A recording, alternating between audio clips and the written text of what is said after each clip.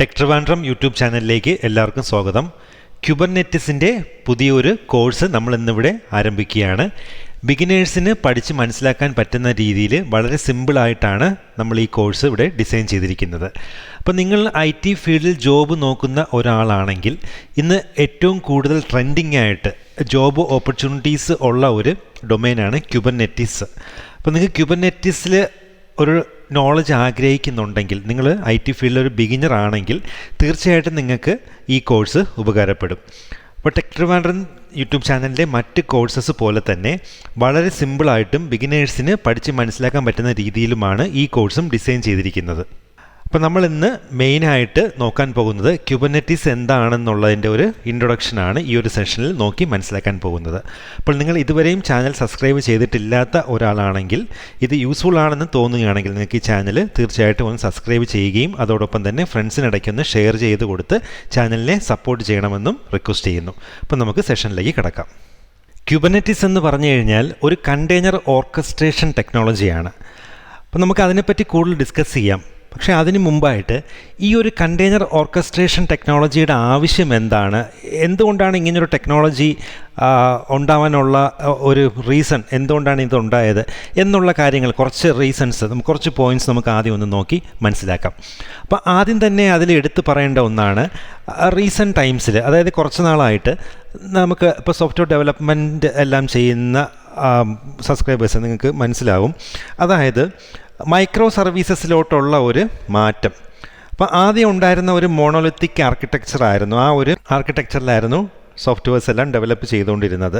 പിന്നീട് അതിൽ നിന്ന് മൈക്രോ സർവീസസിലോട്ടുള്ള ഒരു മാറ്റം, റീസെൻ്റ്ലി ഉണ്ടായ മാറ്റം, അതായത് മെയിനായിട്ട് നമ്മൾ ഒറ്റ ആർക്കിടെക്ചർ ഒരു സോഫ്റ്റ്വെയർ ഡെവലപ്പ് ചെയ്യുമ്പോൾ അതിലുള്ള എല്ലാ കമ്പോണൻസും ഒരുമിച്ച് ഒരു ആർക്കിടെക്ചർ, ഒരു ഫ്രെയിം വർക്കിനകത്ത് നിന്നുകൊണ്ട് തന്നെ ചെയ്യാതെ അതിനെ സ്പ്ലിറ്റ് ചെയ്ത് ചെറിയ ചെറിയ ആപ്ലിക്കേഷൻസായിട്ട് മാറ്റി, അതിനെയാണ് നമ്മൾ മൈക്രോ സർവീസസ് എന്ന് പറയുന്നത്.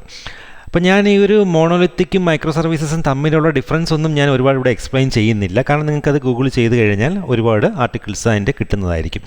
അപ്പോൾ എന്തായിരുന്നാലും നമുക്ക് ആദ്യം പറയേണ്ട ഒരു റീസൺ അതാണ്, trend from monolithic to micro services എന്നുള്ളത്. മോണോലിത്തിക്കിൽ നിന്നുകൊണ്ട് മൈക്രോ സർവീസസിലോട്ടുള്ള ഒരു മാറ്റം സോഫ്റ്റ്വെയർ ഡെവലപ്മെൻറ്റ് ഫീൽഡിലുള്ളത്. അപ്പോൾ കാരണം അങ്ങനെ ആ ഒരു മാറ്റം ഉണ്ടായതിനുള്ള കാരണം, മൈക്രോ സർവീസസ് ആയിക്കഴിഞ്ഞാൽ നമുക്ക് ബെറ്ററായിട്ട് നമുക്കതിനെ സ്കേലബിളാണ്, അതുപോലെ ഫ്ലെക്സിബിളാണ്, പിന്നെ എജൈലാണ്. അപ്പോൾ അങ്ങനെയുള്ള കുറേ റീസൺസ് ഉണ്ട് ഈ ഒരു മൈക്രോ സർവീസസിലോട്ട് മാറിയത് കാരണമുള്ള അഡ്വാൻറ്റേജ്. അപ്പോൾ ടെക് ജെയിൻസ് എല്ലാം തന്നെ, അതായത് ഗൂഗിൾ, ആമസോൺ, നെറ്റ്ഫ്ലിക്സ്, ഇവരെല്ലാം തന്നെ റീസെൻ്റായിട്ട് ഈ ഒരു മൈക്രോ സർവീസ് ആർക്കിടെക്ചറിലോട്ട് ഷിഫ്റ്റ് ചെയ്ത് കഴിഞ്ഞു, അവരുടെ ടെക്നോളജീസും അവരുടെ പ്രൊഡക്ട്സ് എല്ലാം തന്നെ. അപ്പോൾ അതിൽ നമുക്ക് കുറേ അഡ്വാൻറ്റേജസ് ഉണ്ട്. അപ്പോൾ നമുക്കതിൽ കുറച്ച് എടുത്ത് പറയേണ്ട അഡ്വാൻറ്റേജസ് എന്താണെന്ന് പറഞ്ഞു കഴിഞ്ഞാൽ, ഇതിൽ കമ്പോണൻസ് എല്ലാം ഇൻഡിപെൻഡൻ്റ് ആയിരിക്കും. അപ്പോൾ നമുക്ക് മോണോലിത്തിക്കിൻ്റെ കേസ് എടുത്തു കഴിഞ്ഞാൽ, ആ ഒരു സോഫ്റ്റ്വെയർ ആപ്ലിക്കേഷൻ്റെ കേസ് എടുത്തു കഴിഞ്ഞാൽ അതിൽ കമ്പോണൻസ് എല്ലാം ഡിപ്പെൻഡൻ്റ് ഒരുമിച്ചായിരിക്കും ഇരിക്കുന്നത്. അപ്പോൾ ഒരു കോഡ് റൈറ്റ് ചെയ്യുമ്പം അത് വളരെ കോംപ്ലക്സ് ആ ഒരു ഫുൾ ആപ്ലിക്കേഷനുള്ള കോഡ് എല്ലാം ഒരുമിച്ച് അതാണ് മോണോലിത്തിക് എന്ന് പറയുന്നത്, ഒരുമിച്ചായിരിക്കും ഇരിക്കുന്നത്. പക്ഷേ മൈക്രോ സർവീസസിൻ്റെ കേസ് എടുത്തു കഴിഞ്ഞാൽ ആ ഓരോ സർവീസസും പിന്നീട് വീണ്ടും നമ്മൾ സ്പ്ലിറ്റ് ചെയ്തിട്ട് ആ ഒരു മെയിൻ ആപ്ലിക്കേഷനെ വീണ്ടും ഡിഫറെൻറ്റ് ഇൻഡിപെൻഡൻറ്റ് മൈക്രോ സർവീസസ് ആയിട്ട് സ്പ്ലിറ്റ് ചെയ്യും. എന്നിട്ട് അതെല്ലാം സെപ്പറേറ്റ്ലി ആണ് ഇരിക്കുന്നത് മൈക്രോ സർവീസസ് ആയിട്ട്.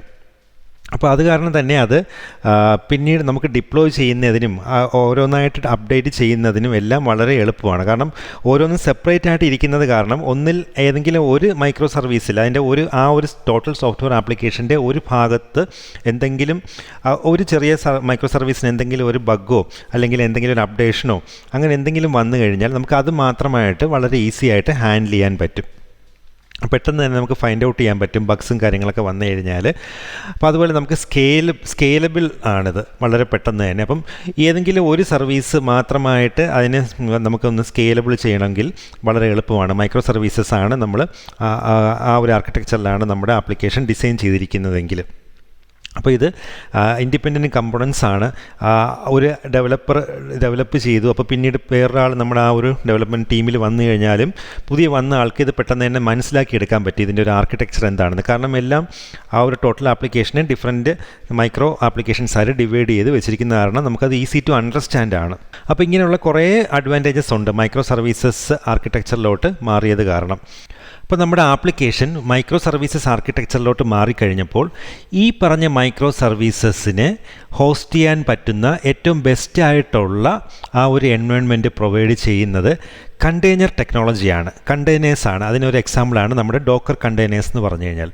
അപ്പോൾ ഡോക്കർ കണ്ടെയ്നേഴ്സിൻ്റെ ഒരു അറിവ് നിങ്ങൾക്ക് ഈ ഒരു കുബർനെറ്റിസ് പഠിക്കുന്നതിന് കുറച്ച് എളുപ്പമായിരിക്കും അറിയാമെങ്കിൽ. അപ്പം നമ്മുടെ തന്നെ ഡോക്കർ കണ്ടെയ്നേഴ്സിൻ്റെ കോഴ്സ് ചെയ്തിട്ടുണ്ട്. അപ്പോൾ അത് നോക്കി പഠിച്ചിട്ടില്ലാത്തവർ ആ ഒരു കോഴ്സ് കണ്ട് ഒന്ന് മനസ്സിലാക്കി കഴിഞ്ഞാൽ കുറച്ചുകൂടെ ഒന്ന് എളുപ്പമായിരിക്കും ഈ കുബർനെറ്റിസിൻ്റെ ഈ ഒരു കോഴ്സ് ഫോളോ ചെയ്യുന്നതിന് വേണ്ടിയിട്ട്. ഓക്കെ, അപ്പോൾ എന്തായിരുന്നാലും ഞാനിപ്പോൾ ഇവിടെ പറഞ്ഞത് മൈക്രോ സർവീസസിന് ഹോസ്റ്റ് ചെയ്യാൻ പറ്റുന്ന ആ ഒരു എൻവയോൺമെൻറ്റ് പ്രൊവൈഡ് ചെയ്യുന്നത് ബെസ്റ്റായിട്ട് പ്രൊവൈഡ് ചെയ്യുന്നത് കണ്ടെയ്നേഴ്സാണ്. അപ്പോൾ അങ്ങനെ വന്നപ്പോൾ നമ്മുടെ സോഫ്റ്റ്വെയർ ഡെവലപ്മെൻറ്റിൻ്റെ ആ ഒരു ട്രെൻഡ് അല്ലെങ്കിൽ ആ ഒരു ആർക്കിടെക്ചർ മൈക്രോ സർവീസസിലോട്ട് മാറിക്കഴിഞ്ഞപ്പോൾ സ്വാഭാവികമായിട്ടും കണ്ടെയ്നേഴ്സിൻ്റെ യൂസും ഇൻക്രീസായി അല്ലേ. കാരണം ഈ പറഞ്ഞ ഓരോ മൈക്രോ സർവീസസും നമുക്ക് ഹോസ്റ്റ് ചെയ്യുന്നതിന് വേണ്ടിയിട്ട് കണ്ടെയ്നേഴ്സും നമുക്ക് ആവശ്യമായിട്ട് വന്നു. അതാണ് അപ്പോൾ ഇൻക്രീസ്ഡ് യൂസേജ് ഓഫ് കണ്ടെയ്നേഴ്സാണ് നമുക്ക് രണ്ടാമത്തെ റീസൺ. ആദ്യത്തെ റീസൺ എന്തായിരുന്നു? ആദ്യത്തെ റീസണാണ് മോണോലിത്തിക്കിൽ നിന്നും മൈക്രോ സർവീസസിലോട്ടുള്ള ആ ഒരു ഷിഫ്റ്റ്. രണ്ടാമത് അങ്ങനെ മൈക്രോ സർവീസസ് ആയപ്പോൾ ആ ഓരോ മൈക്രോ സർവീസസും ഹോസ്റ്റ് ചെയ്യുന്നതിന് വേണ്ടിയിട്ട് കണ്ടെയ്നേഴ്സിൻ്റെ യൂസ് വന്നു. അപ്പോൾ നമുക്കൊരു റിയൽ വേൾഡ് സിനാരിയോയുടെ കേസ് എടുക്കുകയാണെങ്കിൽ ഇങ്ങനെയുള്ള ഒരു ആപ്ലിക്കേഷൻ്റെ മൈക്രോ സർവീസസിനെ ഹോസ്റ്റ് ചെയ്യാനായിട്ട് ചിലപ്പോൾ 100 അതിലധികമോ കണ്ടെയ്നേഴ്സിന് ആവശ്യമായിട്ട് വരും. അപ്പോൾ ഇതൊരു എക്സാമ്പിൾ മാത്രമാണ് കാണിച്ചിരിക്കുന്നത്. അപ്പോൾ ഇതുപോലെ ശരിക്കും ഒരു ആപ്ലിക്കേഷൻ റൺ ചെയ്യുന്നതിന് വേണ്ടിയിട്ട് മോർ ദാൻ 100 അല്ലെങ്കിൽ 200 അല്ലെങ്കിൽ 500 ഒക്കെ കണ്ടെയ്നേഴ്സ് ആവശ്യമായിട്ട് വരും. അപ്പോൾ ഇത്രയും കൂടുതൽ കണ്ടെയ്നേഴ്സ് റൺ ചെയ്ത് കഴിഞ്ഞാൽ നമുക്കത് മാനുവലി മാനേജ് ചെയ്യുന്നത് വളരെയധികം ഡിഫിക്കൽറ്റി ആണ് പിന്നീട് അല്ലേ. കാരണം മൈക്രോ സർവീസ് ആർക്കിടെക്ചറിലാണ് ഇപ്പം ഡെവലപ്മെൻറ്റ്സ് നടക്കുന്നത്. അപ്പോൾ ഈ മൈക്രോ സർവീസസ് ഹോസ്റ്റ് ചെയ്യുന്നതിന് കണ്ടെയ്നേഴ്സാണ് യൂസ് ചെയ്യുന്നത്. For example Docker containers, Docker പോലുള്ള കണ്ടെയ്നർ ടെക്നോളജി യൂസ് ചെയ്ത് നമ്മൾ ഹോസ്റ്റ് ചെയ്യും. അപ്പം നമ്മളൊരു റിയൽ ആപ്ലിക്കേഷൻ്റെ കേസ് എടുക്കുകയാണെങ്കിൽ 100 200 അല്ലെങ്കിൽ 1000 ഉള്ള ഇത്രയും കണ്ടെയ്നേഴ്സ് ആവശ്യമായിട്ട് വരും ഒരു ആപ്ലിക്കേഷൻ ഹോസ്റ്റ് ചെയ്യുന്നതിന് വേണ്ടിയിട്ട്. അപ്പോൾ അത്രയും എണ്ണം കണ്ടെയ്നേഴ്സ് ഉണ്ടായി കഴിയുമ്പോൾ നമുക്ക് ആ ഓരോ കണ്ടെയ്നേഴ്സും നമുക്ക് മാനുവലി മാനേജ് ചെയ്യുന്നത് ഇപ്പം സ്ക്രിപ്റ്റ്സ് ഉപയോഗിച്ചാണെങ്കിൽ പോലും മാനുവലി മാനേജ് ചെയ്യുന്നതോ അല്ലെങ്കിൽ സ്ക്രിപ്റ്റ്സ് ഉപയോഗിച്ചോ ഒക്കെ ചെയ്യുന്നത് എല്ലാം തന്നെ വളരെ ഡിഫിക്കൽറ്റി ആയിട്ട് വരും പിന്നീട് പ്രാക്ടിക്കൽ സിറ്റുവേഷൻ എടുത്തു കഴിഞ്ഞാൽ. കാരണം നമുക്കൊന്ന് സ്കെയിൽ അപ്പ് ചെയ്യണമെങ്കിലോ സ്കെയിൽ ഡൗൺ ചെയ്യണമെങ്കിലോ അല്ലെങ്കിൽ ഹൈ അവൈലബിലിറ്റി സെറ്റ് ചെയ്യണമെങ്കിലോ അല്ലെങ്കിൽ നമുക്ക് ട്രാഫിക് റൂട്ട് ചെയ്യണമെങ്കിലോ അപ്പോൾ ഇങ്ങനത്തെ കേസസ് എല്ലാം നമ്മൾ കൺസിഡർ ചെയ്യുകയാണെങ്കിൽ മാനുവലി മാനേജ് ചെയ്യുക എന്നുള്ളത് വളരെ ടീഡിയസ് ആയിട്ടുള്ളൊരു ടാസ്ക്കാണ്. അപ്പോൾ അങ്ങനത്തെ ഒരു സിറ്റുവേഷൻ വന്നപ്പോഴാണ് ഈ പറഞ്ഞ ഇത്രയും ഒരുപാട് കണ്ടെയ്നേഴ്സ് വരുന്ന കേസിൽ ഈ കണ്ടെയ്നേഴ്സിനെ മാനേജ് ചെയ്യാൻ എന്തെങ്കിലും ഒരു സൊല്യൂഷൻ വേണമെന്നുള്ള ഒരു സിറ്റുവേഷൻ വന്നത്, ഒരു നീഡ് എറൈസ് ചെയ്തത്. അപ്പോൾ അതിനൊരു സൊല്യൂഷനായിട്ടാണ് കണ്ടെയ്നർ ഓർക്കസ്ട്രേഷൻ എന്ന് പറഞ്ഞ ഒരു ടെക്നോളജി ഡെവലപ്പായി വന്നത്. അപ്പോൾ ഈ പറഞ്ഞ കണ്ടെയ്നർ ഓർക്കസ്ട്രേഷൻ്റെ കുറച്ച് അഡ്വാൻറ്റേജസ് ആണ് ഞാൻ ഇനി പറയാൻ പോകുന്നത്. അതായത് നമുക്ക് ആപ്ലിക്കേഷൻസ് പ്രൊവിഷൻ ചെയ്യുന്നതിനും ഡിപ്ലോയ് ചെയ്യുന്നതിനും കണ്ടെയ്നേഴ്സിൽ പ്രൊവിഷൻ ചെയ്യുന്നതിനും ഡിപ്ലോയ് ചെയ്യുന്നതിനും എല്ലാം നമുക്ക് കണ്ടെയ്നർ ഓർക്കസ്ട്രേഷൻ വഴി ചെയ്യുകയാണെങ്കിൽ ആ ഒരു ടെക്നോളജി വഴി ചെയ്യുകയാണെങ്കിൽ നമുക്ക് ഓട്ടോമേറ്റ് ചെയ്യാൻ പറ്റും ഈ കേസ് എല്ലാം തന്നെ. അതുപോലെ ഹൈ അവൈലബിലിറ്റിയുടെ കേസ് എടുക്കുകയാണെങ്കിൽ, അതായത് ഇപ്പം നമ്മൾ ഡിപ്ലോയ് ചെയ്യുന്ന മൈക്രോ സർവീസസ് ഓരോന്നും ഓരോ കണ്ടെയ്നേഴ്സിലായിരിക്കും ഡിപ്ലോയ് ചെയ്യുന്നത്. അപ്പം ഈ കണ്ടെയ്നേഴ്സ് നമുക്ക് ഹൈ അവൈലബിലിറ്റി വേണമെങ്കിൽ ഒന്നിൽ കൂടുതൽ കണ്ടെയ്നേഴ്സ് വേണ്ടി വരും ഓരോ മൈക്രോ സർവീസിനും. അപ്പോൾ ഇതെല്ലാം നമുക്ക് മാനുവലി ചെയ്ത് സെറ്റപ്പ് ചെയ്യുക എന്നുള്ളത് വളരെ ടീഡിയസ് ആയിട്ടുള്ള ടാസ്ക്കാണ് ഞാൻ പറഞ്ഞു. അപ്പം ഓർക്കസ്ട്രേഷൻ ടെക്നോളജി യൂസ് ചെയ്യുകയാണെങ്കിൽ ഈ പറഞ്ഞ ഹൈ അവൈലബിലിറ്റി ഒരു മൈക്രോ സർവീസ് തന്നെ മൾട്ടിപ്പിൾ കണ്ടെയ്നേഴ്സിൽ ഡിപ്ലോയ് ചെയ്തുകൊണ്ട് ഹൈ അവൈലബിലിറ്റി അച്ചീവ് ചെയ്യാൻ നമ്മുടെ ഓർക്കസ്ട്രേഷൻ ടെക്നോളജി നമ്മളെ ഹെൽപ്പ് ചെയ്യും. പിന്നീടാണ് സ്കെയിലിങ്ങിൻ്റെ കേസ്. ഇപ്പോൾ ഇൻകമ്മിങ് ട്രാഫിക്കിൻ്റെ റിക്വസ്റ്റിൻ്റെ എണ്ണം അനുസരിച്ച് സ്കെയിൽ അപ്പ് ചെയ്യുകയോ കണ്ടെയ്നേഴ്സിനെ സ്കെയിൽ അപ്പ് ചെയ്യുകയോ സ്കെയിൽ ഇൻ ചെയ്യുകയോ ഒക്കെ ചെയ്യാൻ നമുക്ക് ഓർക്കസ്ട്രേഷൻ ടെക്നോളജി യൂസ് ചെയ്യുകയാണെങ്കിൽ ഓട്ടോമാറ്റിക്കായിട്ട് ലോഡ് നോക്കിയിട്ട് ചെയ്തോളും. ഓട്ടോമാറ്റിക്കായിട്ട് load balancing and traffic routing ഇതെല്ലാം ഞാൻ ഇപ്പോൾ പറഞ്ഞത് തന്നെയാണ്.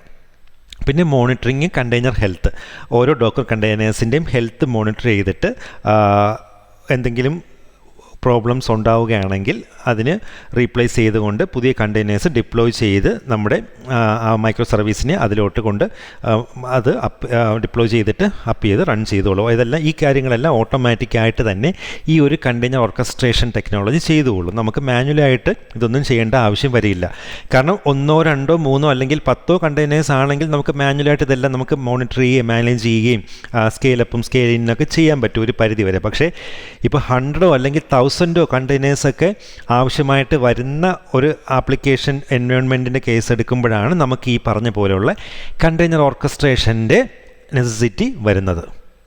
അപ്പോൾ നമുക്ക് കണ്ടെയ്നർ ഓർക്കസ്ട്രേഷൻ ടൂള് നമുക്ക് മെയിനായിട്ട് ഞാനിപ്പോൾ പറഞ്ഞതുപോലെ ഒരു കണ്ടെയ്നറിൻ്റെ ലൈഫ് സൈക്കിൾ മാനേജ്മെൻറ്റിൻ്റെ ടോട്ടലായിട്ടൊരു ലൈഫ് സൈക്കിൾ മാനേജ്മെൻറ്റാണിത് മാനേജ് ചെയ്യുന്നത്. കണ്ടെയ്നർ ലൈഫ് സൈക്കിൾ മാനേജ്മെൻറ്റിന് വേണ്ടിയിട്ടാണ് നമ്മൾ യൂസ് ചെയ്യുന്നത്. അപ്പോൾ നമുക്ക് ഇതിൽ മെയിനായിട്ട് ഉള്ള കണ്ടെയ്നർ ഓർക്കസ്ട്രേഷൻ ടെക്നോളജീസാണ് ഒന്ന് ക്യൂബർനെറ്റിസ്. അതാണ് നമ്മൾ ഇന്നത്തെ ഈ ഒരു കോഴ്സിലൂടെ പഠിച്ച് മനസ്സിലാക്കാൻ പോകുന്നത്. ഏറ്റവും ഫേമസ് ആയിട്ടുള്ള ഒരു ടെക്നോളജിയാണ്, കണ്ടെയ്നർ ഓർക്കസ്ട്രേഷൻ ടെക്നോളജിയാണ് ക്യൂബർനെറ്റിസ് എന്ന് പറയുന്നത്. പിന്നീടുള്ളത് ഡോക്കർ സ്റ്റോമും പിന്നെ അപ്പാഷെ മെസോസും. ഇതെല്ലാം കണ്ടെയ്നർ ഓർക്കസ്ട്രേഷൻ ടെക്നോളജീസാണ്. അപ്പോൾ ക്യൂബർനെറ്റിസ് ഡെവലപ്പ് ചെയ്തത് ഗൂഗിളാണ്. അപ്പോൾ ഇതൊരു ഓപ്പൺ സോഴ്സ് ഓർക്കസ്ട്രേഷൻ ടൂളാണ് ക്യൂബർനെറ്റിസ് എന്ന് പറഞ്ഞു കഴിഞ്ഞാൽ. അത് ഡെവലപ്പ് ചെയ്തത് ഗൂഗിളാണ്. അപ്പോൾ ഈ ക്യൂബർനെറ്റിസ് ഓർക്കസ്ട്രേഷൻ ടെക്നോളജി, ഈ ഒരു ടൂൾ ഉപയോഗിച്ചിട്ട് നമുക്ക് ആപ്ലിക്കേഷൻസ് ബിൽഡ് ചെയ്യാൻ പറ്റും. മൾട്ടിപ്പിൾ കണ്ടെയ്നേഴ്സിൽ സ്പാൻ ചെയ്യാം. അതുപോലെ നമുക്ക് കണ്ടെയ്നേഴ്സ് ഷെഡ്യൂൾ ചെയ്യാൻ പറ്റും, സ്കെയിൽ ചെയ്യാം. അപ്പം കണ്ടെയ്നേഴ്സിൻ്റെ ഹെൽത്ത് മോണിറ്റർ ചെയ്യാം. അപ്പോൾ ഇങ്ങനത്തെ കാര്യങ്ങളൊക്കെ നമ്മൾ നേരത്തെ മെൻഷൻ ചെയ്തതാണ്. അപ്പോൾ ഈ കാര്യങ്ങളെല്ലാം തന്നെ ഈ ഒരു ക്യൂബർനെറ്റിസ് ഉപയോഗിച്ചിട്ട് നമുക്ക് അച്ചീവ് ചെയ്യാൻ പറ്റും. അപ്പോൾ മാനുവൽ പ്രോസസ്സ്, അപ്പോൾ ഇതെല്ലാം ചെയ്യുന്നതിന് ആവശ്യമായിട്ടുള്ള മാനുവൽ പ്രോസസ്സ് നമുക്ക് എലിമിനേറ്റ് ചെയ്യാൻ പറ്റും ഈ ഒരു ക്യൂബർനെറ്റിസ് നമ്മൾ യൂസ് ചെയ്യുകയാണെങ്കിൽ. അപ്പോൾ നമുക്ക് ഈ ക്യൂബർനെറ്റിസ് സെറ്റപ്പ് ചെയ്യാൻ പറ്റുന്നത് ഫിസിക്കൽ മെഷീനിൽ മാത്രമല്ല, വിർച്വൽ മെഷീൻസിലും സെറ്റപ്പ് ചെയ്യാൻ പറ്റും. അതിലുപരിയായിട്ട് നമുക്കിത് span across public, private and hybrid clouds, ഇതൊരു വളരെ ഇമ്പോർട്ടൻ്റ് ആയിട്ടുള്ള പോയിൻ്റാണ്. അപ്പോൾ നമുക്ക് ക്ലൗഡ് കമ്പ്യൂട്ടിങ്ങുമായിട്ട് വളരെയധികം ഇൻ്റഗ്രേറ്റ് ചെയ്ത് വർക്ക് ചെയ്യാൻ പറ്റുന്ന ഒരു ടെക്നോളജിയാണ് ക്യൂബർനെറ്റിസ് എന്ന് പറഞ്ഞു കഴിഞ്ഞാൽ. അപ്പോൾ അത് കാരണം തന്നെ നമുക്ക് ഡെവോപ്സ് ടെക്നോളജീസ് എല്ലാം പഠിക്കുന്നവർക്കും ആ ഫീൽഡിൽ വർക്ക് ചെയ്യുന്നവർക്കും എല്ലാം വളരെ അത്യാവശ്യമായിട്ട് ഒഴിച്ചുകൂടാൻ പറ്റാത്ത ഒരു ടെക്നോളജി ഈ ഒരു containerisation orchestration technology, container orchestration technology ആവശ്യമായിട്ട് വരികയാണെങ്കിൽ നമുക്ക് ഒട്ടും ഒഴിച്ചുകൂടാൻ പറ്റാത്ത ഒരു ടൂളാണ് ക്യൂബർനെറ്റിസ് എന്ന് പറഞ്ഞു കഴിഞ്ഞാൽ. അപ്പോൾ ഈ ക്ലൗഡ് ഇൻ്റഗ്രേഷൻ ഉള്ളതുകൊണ്ട് തന്നെ, ക്ലൗഡ് കമ്പ്യൂട്ടിംഗ്, ക്ലൗഡ് പ്ലാറ്റ്ഫോമായിട്ടുള്ള ഇൻ്റഗ്രേഷൻ ഉള്ളതുകൊണ്ട് തന്നെ cloud native applications rapidly scale ചെയ്യേണ്ടതായിട്ട് വരുന്ന, റാപ്പിഡ് സ്കെയിലിംഗ് ആവശ്യമായിട്ട് വരുന്ന ക്ലൗഡ് നേറ്റീവ് ആപ്ലിക്കേഷൻസ് ഡിപ്ലോയ് ചെയ്യാൻ ഏറ്റവും ആപ്റ്റായിട്ടുള്ള ഒരു പ്ലാറ്റ്ഫോമാണ് ക്യൂബർനെറ്റിസ് എന്ന് പറഞ്ഞു കഴിഞ്ഞാൽ. അപ്പോൾ ഇത്രയാണ് മെയിനായിട്ടുള്ള ക്യൂബർനെറ്റിസിനെ കുറിച്ചുള്ള ഒരു ഇൻട്രൊഡക്ഷൻ. അതായത് ഇതൊരു കണ്ടെയ്നർ ഓർക്കസ്ട്രേഷൻ ടെക്നോളജിയാണ് ക്യൂബർനെറ്റിസ് എന്ന് പറഞ്ഞു കഴിഞ്ഞാൽ. ഗൂഗിളാണിത് ഡെവലപ്പ് ചെയ്തത്. ഇതിനെക്കുറിച്ച് കൂടുതൽ ഡീറ്റെയിൽസ് ഉണ്ട്. നിങ്ങൾക്ക് നെറ്റിൽ സെർച്ച് ചെയ്ത് കഴിഞ്ഞാൽ ഒരുപാട് വ്ളോഗ്സ് ഇതിനെക്കുറിച്ച് അവൈലബിൾ ആണ്. ഡീറ്റെയിൽ ആയിട്ടുള്ള വ്ളോഗ്സ് അവൈലബിൾ ആണ്. ഗൂഗിൾ ഡെവലപ്പ് ചെയ്ത് കഴിഞ്ഞ ശേഷം പിന്നീടുള്ള ഒരുപാട് ടൈം ലൈൻസ് ഉണ്ട്. ഇന്ന് കാണുന്ന രീതിയിൽ ഇത് എത്തിപ്പെടുന്നതിന് മുമ്പായിട്ടുള്ള പല സ്റ്റേജസിലൂടെയും കടന്നു പോയിട്ടുണ്ട്. അപ്പോൾ അതിനെക്കുറിച്ചൊക്കെ നിങ്ങൾക്ക് വായിക്കാൻ താല്പര്യമുണ്ടെങ്കിൽ ജസ്റ്റ് ഒന്ന് ഗൂഗിൾ സെർച്ച് ചെയ്ത് നോക്കിയാൽ മതി. അപ്പോൾ എന്തായിരുന്നാലും ഇതൊക്കെയാണ് അത്യാവശ്യമായിട്ടുള്ള ഒരു ബ്രീഫായിട്ട് നമുക്ക് പറയാൻ പറ്റുന്ന കാര്യങ്ങൾ ക്യൂബർനെറ്റിസ് എന്ന് പറയുന്ന കണ്ടെയ്നർ ഓർക്കസ്ട്രേഷൻ ടെക്നോളജിയെക്കുറിച്ചുള്ള. അപ്പോൾ നമുക്ക് നെക്സ്റ്റ് സെഷൻ മുതൽ ഇനി നമുക്ക് നെക്സ്റ്റ് സെഷനിൽ നോക്കേണ്ടത് ക്യൂബർനെറ്റിസിൻ്റെ മെയിനായിട്ടുള്ള കമ്പോണൻസിനെ കുറിച്ചൊക്കെയാണ്. അത് നോക്കിക്കഴിയുമ്പോൾ നിങ്ങൾക്കൊരു ഐഡിയ കിട്ടും ക്യൂബർനെറ്റിസിൻ്റെ ഡിഫറെൻറ്റ് ലെയേഴ്സ് എന്തൊക്കെയാണ്. അതായത് നമുക്ക് കൺട്രോൾ പ്ലെയിൻ ഉണ്ട്, പിന്നെ ക്ലസ്റ്റേഴ്സ്, അതിൻ്റെ സ്റ്റോറേജ്, രജിസ്ട്രി, അപ്പോൾ അങ്ങനെയുള്ള കുറേ കാര്യങ്ങളുണ്ട്. കണ്ടെയ്നർ റൺ ടൈം, പോഡ്, ഒരുപാട് വാക്കുകളുണ്ട്, നിങ്ങൾ കേട്ടിട്ടില്ലാത്ത വാക്കുകളുണ്ട്. അപ്പം അതെല്ലാം നമുക്ക് നെക്സ്റ്റ് സെഷനിൽ നോക്കി മനസ്സിലാക്കാം. അപ്പോൾ ഇന്നത്തെ ഈ ഒരു സെഷൻ നിങ്ങൾക്ക് യൂസ്ഫുള്ളായിട്ട് തോന്നുകയാണെങ്കിൽ ദയവായി ഒന്ന് ലൈക്ക് ചെയ്യുക. എന്തെങ്കിലും കമൻസോ കാര്യങ്ങളോ, അതുപോലെ ഇത് നിങ്ങൾ പഠിക്കാൻ ആഗ്രഹിച്ചിരുന്ന ഒരു ടെക്നോളജി ആണെങ്കിൽ നിങ്ങളൊന്ന് കമൻറ്റ് ചെയ്ത് അറിയിക്കുക. കാരണം അതനുസരിച്ചിട്ടായിരിക്കും നെക്സ്റ്റ് സെഷൻസ് ഞാൻ ക്രിയേറ്റ് ചെയ്യുന്നത്, സ്പീഡപ്പ് ചെയ്യുന്നത്, അതിൻ്റെ ക്രിയേഷൻ.